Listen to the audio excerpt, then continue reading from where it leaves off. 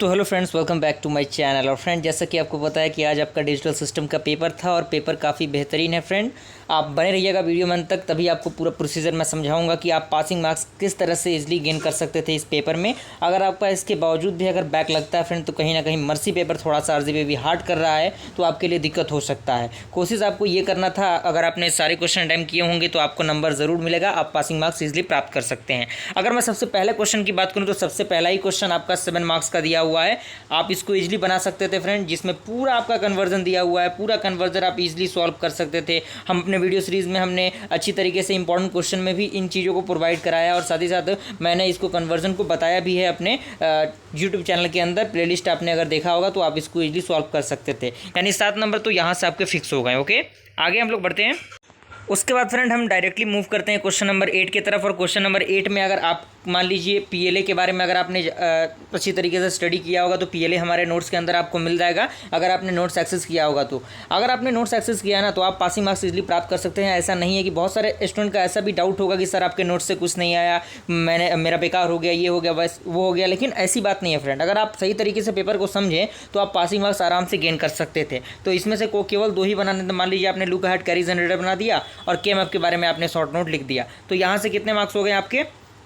यहाँ से 14 मार्क्स हो गए, वहाँ से 7 मार्क्स और यहाँ से 14 मार्क्स, कितने हो गए आपके? 21 मार्क्स। जी हाँ दोस्तों, 21 मार्क्स आपने प्राप्त कर लिया। यानी यहाँ से आपने क्या कर लिया? पासिंग मार्क्स को प्राप्त कर लिया। अब हम आगे बढ़ते हैं कि पासिंग मार्क्स के आंकड़े को भी आप किस तरह से क्रॉस कर सकते थे, यानी इसको पार कर सकते थे। अब फ्रेंड, अगला क्वेश्चन जो कि आपका क्वेश्चन नंबर 1 का जो बी है वो पार्ट है, इसमें आपको कुछ नहीं करना था। इसको क्या करना था? सिंपल सा आपको बुलियन एक्सप्रेशन के द्वारा क्या करना था? इसको सिंप्लीफाई करना था। यानी कॉम्प्लीमेंट वाला टर्म आपको इसमें हटा देना था, जो कि हमने अपने वीडियो सीरीज़ में अच्छी तरीके से दिखाया है। उसमें अगर आपने इंपॉर्टेंट क्वेश्चन की वीडियो सीरीज़ को देखा होगा तो उसमें अच्छी तरीके से सारी चीज़ें प्रोवाइड कराई गई हैं। अगर आपने इंपॉर्टेंट क्वेश्चन एक्सेस भी किया होगा तो उसमें इस प्रकार का क्वेश्चन आपको मिल जाएगा, है कि नहीं? तो यहाँ से आपका कितना नंबर हो गया? 7 मार्क्स। यानी 21 वो और ये 7, कितना हो गया आपका? 28। यानी पासिंग मार्क्स के आंकड़े को आपने क्रॉस कर लिया। अब हम और आगे बढ़ते हैं, जो कि क्वेश्चन नंबर 2 का पहला है, what do you mean by logic gate. जी हाँ दोस्तों, लॉजिक गेट क्या होता है और इसके कितने टाइप होते हैं? जैसे आपका एंड गेट हो गया, और गेट हो गया, नॉर गेट हो गया, एक्सॉर हो गया या फिर नॉर हो गया। इन सारी चीज़ों के बारे में अगर आपने लिख दिया होगा तो 7 नंबर यहाँ से, यानी कितना हो गया आपका? यानी 28 आपने यहाँ से प्राप्त कर लिया, 7 यहाँ से, 5 30। जी हाँ दोस्तों, 35 नंबर आपने अच्छी तरीके से गेन कर लिया। आपने पासिंग मार्क्स के आंकड़ों को बहुत पीछे ही छोड़ दिया। उसका फ्रेंड आपका अगला क्वेश्चन कह रहा है कि what do you understand by adder circuit. यानी एडर क्या होता है? वही जो कि हमने बताया था कि एडर यानी 2 चीज़ों को ऐड करने के लिए एडर यूज़ किया जाता था। और आपने अगर दिमाग यूज़ किया होगा तो आप इसके आंसर को ईजिली लिख सकते थे। जैसे इसमें आप टाइप भी ले सकते थे कि there are 2 type of adder, full adder and half adder. और फुल एडर के बारे में आप लिख देते, हाफ एडर के बारे में लिख देते, उसके डायग्राम को बना देते, उसके फिगर को बना देते, उसके ट्रुथ टेबल को बना देते। तो यहाँ से 7 मार्क्स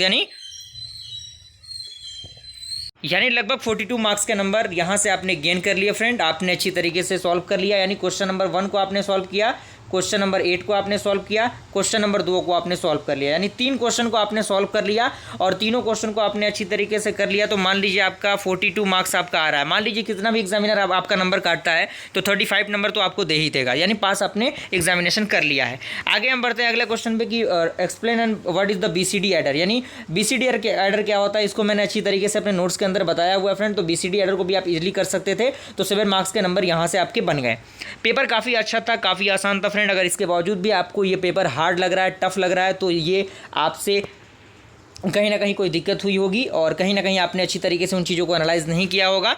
तो हो सकता है कि इस बार भी आपके बैक लग जाएं। अगर आपको ऐसा लग रहा है कि हाँ पेपर बहुत हार्ड था, लेकिन पेपर बिल्कुल हार्ड नहीं था, पेपर इतना आसान था। आरजीबी ने इतना आपको मौका ज़रूर दिया था कि आप एग्जामिनेशन में अच्छी तरीके से पास कर सकें। उसके बाद आपका एड्स ट्रिगर क्या होता है उसको हमने अच्छी तरीके से अपने नोट्स के अंदर प्रोवाइड कराया है। अगर आपने आरजीबी के नोट्स से भी पढ़ा होगा ना तो आप इजीली अच्छा स्कोर कर सकते थे।